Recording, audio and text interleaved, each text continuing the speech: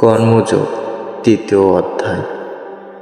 অর্জুন বললেন, হে জনার্দন, হে কেশব, যদি তোমার মতে ভক্তি বিষয়াদি বুদ্ধি কর্ম থেকে শ্রেয়তর হয়, তাহলে কেন আমাকে ভয়ানক যুদ্ধে নিযুক্ত হওয়ার জন্য প্ররোচিত করছ? তুমি সন্দেহজনক রূপে প্রতীয়মান বাক্যের দ্বারা আমার বুদ্ধি বিভ্রান্ত করছ। তাই দয়া করে আমাকে নিশ্চিতভাবে বলো, কোনটি আমার পক্ষে সবচেয়ে শ্রেয়কর? ভগবান বললেন, হে অর্জুন, আমি ইতিপূর্বে ব্যাখ্যা করিয়াছি যে দুই প্রকার মানুষ আত্মচেতনা উপলব্ধি করতে চেষ্টা করে। আর কিছু লোক দার্শনিক জ্ঞানের আলোচনার মাধ্যমে নিজেকে জানতে চান এবং অন্যেরা আবার তা ভক্তির মাধ্যমে জানতে চান। কেবল কর্ম অনুষ্ঠান না করার মাধ্যমে কর্মবন্ধন থেকে মুক্ত হওয়া যায় না, আবার কর্মত্যাগের মাধ্যমেও কেবল সিদ্ধি লাভ করা যায় না। সকলেই অসহায়ভাবে মায়াজাত গুণসমূহের দ্বারা প্রভাবিত হয়ে কর্ম করতে বাধ্য হয়। তাই কর্ম না করে ক্ষণকাল থাকতে পারে না। মূঢ় ব্যক্তি পঞ্চকর্ম ইন্দ্রিয় সংযত করে মনে মনে শব্দ রসাদি ইন্দ্রিয়গুলি স্মরণ করে। সে অবশ্যই নিজেকে বিভ্রান্ত করে এবং তাকে মিথ্যাচারী ভণ্ড বলা হয়। কিন্তু যিনি মনের দ্বারা ইন্দ্রিয়গুলোকে সংযত করে অনাসক্তভাবে কর্ম অনুষ্ঠান করেন, তিনি পূর্বোক্ত মিথ্যাচারী অপেক্ষা অনেক গুণ শ্রেষ্ঠ। তুমি শাস্ত্র উক্ত কর্ম অনুষ্ঠান করো, কেননা কর্মত্যাগ থেকে কর্ম অনুষ্ঠান শ্রেয়। কর্ম না করে কেউ দেহযাত্রা নির্বাহ করতে পারে না। বিষ্ণুর প্রতি সম্পাদন করার জন্য কর্ম করা উচিত, না হইলে কর্ম জীবকে জড়জগতের বন্ধনের আবদ্ধ করে। তাই হে কুন্তীও, ভগবানের সন্তুষ্টি বিধানের জন্য কেবল তোমার কর্তব্য অনুষ্ঠান করো এবং তার ফলে তুমি সদা সর্বদা জড়জগতের বন্ধন থেকে মুক্ত থাকতে পারবে। সৃষ্টির প্রারম্ভে পরমেশ্বর ভগবান যজ্ঞসহ প্রজা সৃষ্টি করে বলেছিলেন, এই যজ্ঞের দ্বারা তোমরা সর্বদা সমৃদ্ধ হও। এই যজ্ঞ তোমাদের সমস্ত অভীষ্ট পূরণ করিবে। তোমাদের যজ্ঞ অনুষ্ঠানের প্রীতি হয়ে দেবতারা তোমাদের প্রীতি সাধন করিবেন।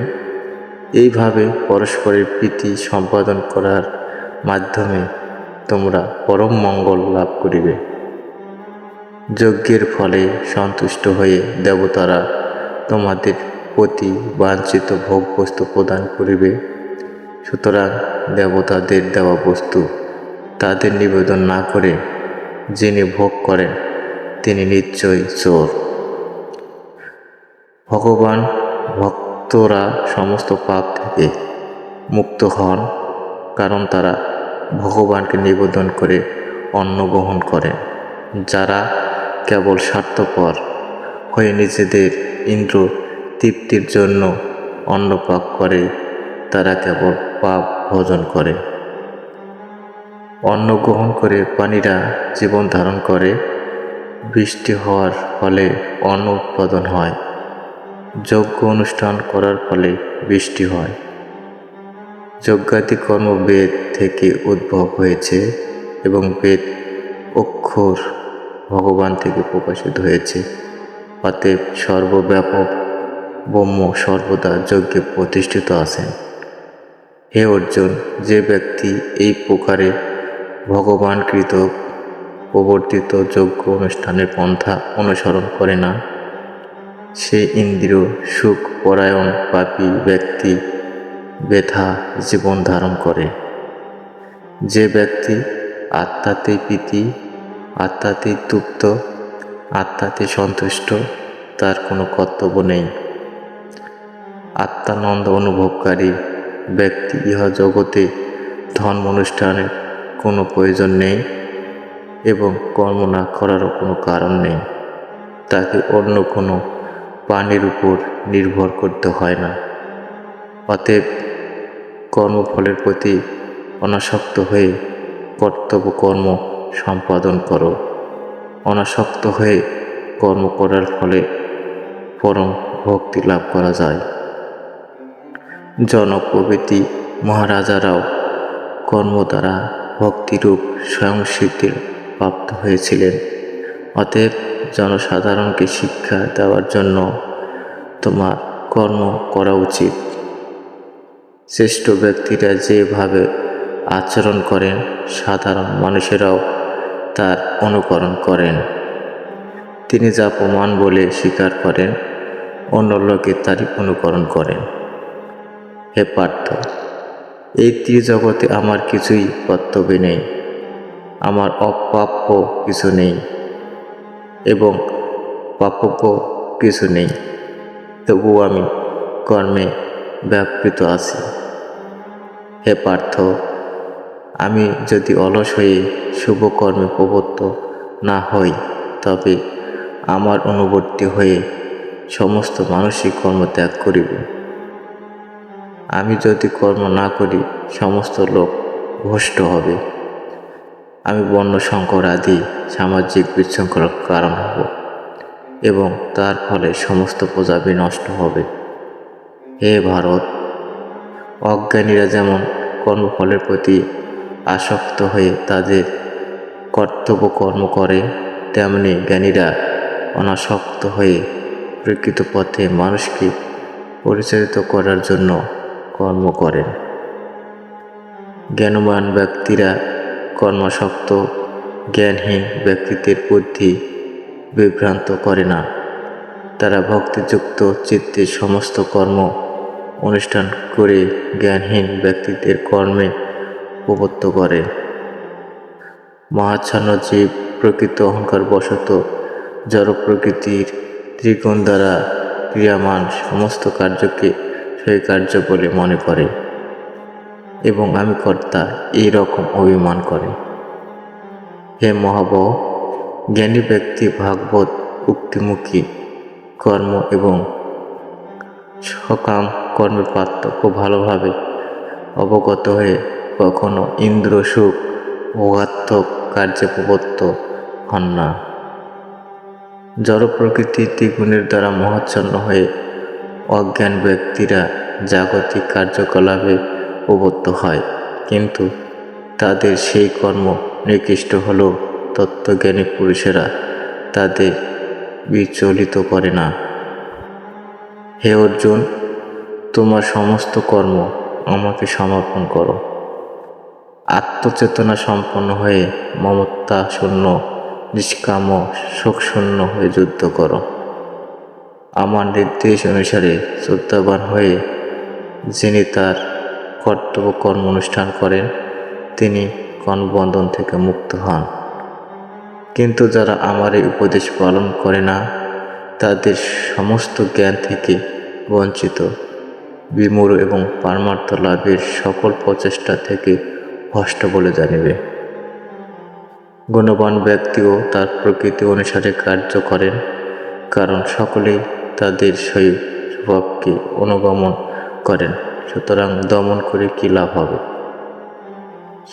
সমস্ত জীবী ইন্দ্রিয়গ্রহ বস্তুতে আসক্তি অথবা বিরক্তি অনুভব করে, কিন্তু এভাবে ইন্দ্র এবং ইন্দ্রিয় বিষয়ে বশীভূত হওয়া উচিত নয়, কারণ তা পারমার্থিক প্রগতির পথে প্রতিবন্ধক। স্বধর্ম অনুষ্ঠান যশযুক্ত হলেও উত্তম রূপে অনুষ্ঠিত পরধর্ম থেকে উৎকৃষ্ট। স্বধর্ম সাধনে যদি মৃত্যু হয় তাও মঙ্গলজনক, কিংবা অন্যের ধর্মের অনুষ্ঠান করা বিপজ্জনক। অর্জুন বলেন, হে বাষ্পেয়, মানুষ কার দ্বারা চালিত হয়ে অনিচ্ছা সত্ত্বেও কেন বলপূর্বক নিজে নিয়োজিত হয়েই পাপাচরণ প্রবৃত্ত হয়? ভগবান বললেন, হে অর্জুন, রজগুণ থেকে কাম মানুষকে এই পাপে প্রবৃত্ত করে এবং এই কাম ক্রোধে পরিণত হয়। কাম হলো সর্বগ্রাসী এবং পাপাত্মক। কামকে জীবনের প্রধান শত্রু বলে জানিবে। অগ্নি যেমন ধূম্র দ্বারা আবৃত থাকে, দর্পণ যেমন ময়লা দ্বারা আবৃত থাকে, অথবা গর্ভ যেমন জরায়ু দ্বারা আবৃত থাকে, তেমনি জীবসত্তা বিভিন্ন মাত্রায় এই কামের দ্বারা আবৃত থাকে। কামরূপী চিরশত্রু দ্বারা মানুষ শুদ্ধ চেতনা আবৃত। এই কাম দুর্বারিত অগ্নির মতো চির অতৃপ্ত।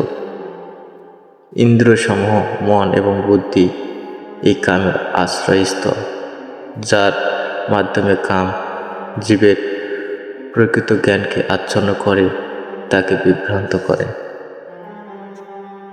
জড় পদার্থে থেকেই ইন্দ্রিয়গুলি শ্রেয়, ইন্দ্রিয় থেকে মন শ্রেয়, মন থেকে বুদ্ধি শ্রেয় এবং তিনি আত্মা সেই বুদ্ধি থেকে শ্রেয়।